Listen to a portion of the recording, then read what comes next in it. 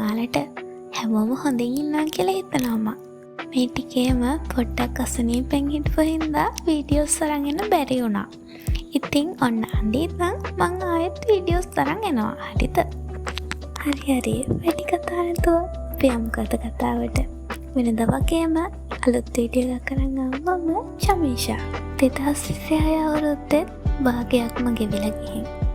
ඉතින් ආලට මොකද හිතෙන්නේ?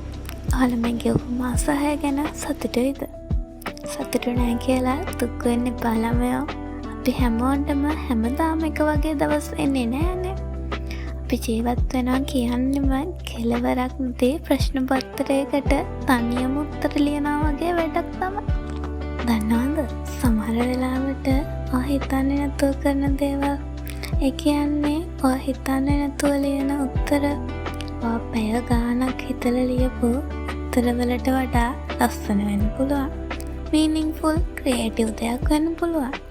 ඉතින් ඔයාලට පුළුවන් විදියට ඔයාට සතුටුයි කියලා හිතන දේවල් විතරක්ම කරන්න. මං මගේ ජීවිතේට එහෙම හිතන්න පටන් ගත්ත දවස ගැන කියලා ඉන්නම්කෝ. එදා මයි තාත්තයි ඇඳුම් ගන්න ගියා. මම එක කලිසමකට ආස වුණත් යාළුවා මට කිව්වා ඒක වට සෙට් නෑ කියලා. ඒත් මම එක තාත්තගෙන් අහුවම කිව්වේ ඒක ලස්සනයි කියලාවත් කැතයි කියලාවත් නෙමෙයි. එයා මගෙන් ඇහුවේ ඇඳුම ගන්නේ ඔයාට අඳින්නද වෙන කෙනෙක්ටද? ඒක ඔයාට හොඳයි නම් ඔයා ඒකට කැමති නම් ඔයා ඇඳුම ගන්න. දන්නවද? එදා ඉඳන් අද වෙනකන් මං තාමත් තාත්තගේ උපදෙස් පිළිපදිනවා. ඒක හින්දාම මට ගොඩක් තැන්වල සතුටින් ඉන්න පුළුවන් වෙලා තියෙනවා. ඔයාලට මං මේ කොහෙවත් යන උපදූපයක් කිව්වේ මං කියන්න යන දෙයට ඒක කෙලින්ම බලපාන හින්දා. හරි මෙහෙම හිතන්නකෝ. දැන් O level ලියපු ඔයාලට තියෙන ලොකුම ප්‍රශ්නයක් තමයි A level වලට මොනවද මම කරන්නේ? ඇත්තටම ඒක ඔයාලා හිතලා ගන්න ඕන තීරණයක්. අනාගතයේදී ජීවත් වෙන්නේ ඔයාලනේ. ඔයා දක්ෂ දේ දන්නෙත් ඔයාලමයි. ඉතින් ඒ වගේම තමයි 10 වසරේදී අපිට තියෙනවා ඔප්ෂනල් සබ්ජෙක්ට් 3ක් තෝරගන්න.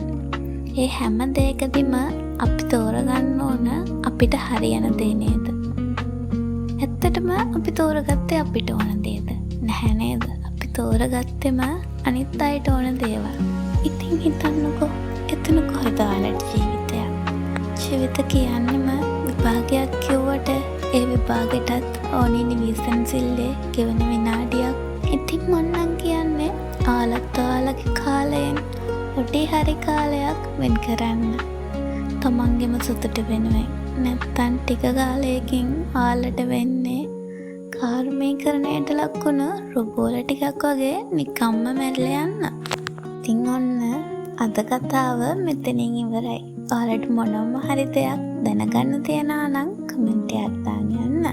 ඒ වගේම තමයි වීඩියෝ එකට ලයික් එකක් දාන්නත් අමතක කරන්න එපා. එහෙනම් මං අදට ගිහින් එන්න. ආයෙත් වීඩියෝ එකක් කරන් එනකන් සතුටින් පරිස්සමෙන් ඉන්න.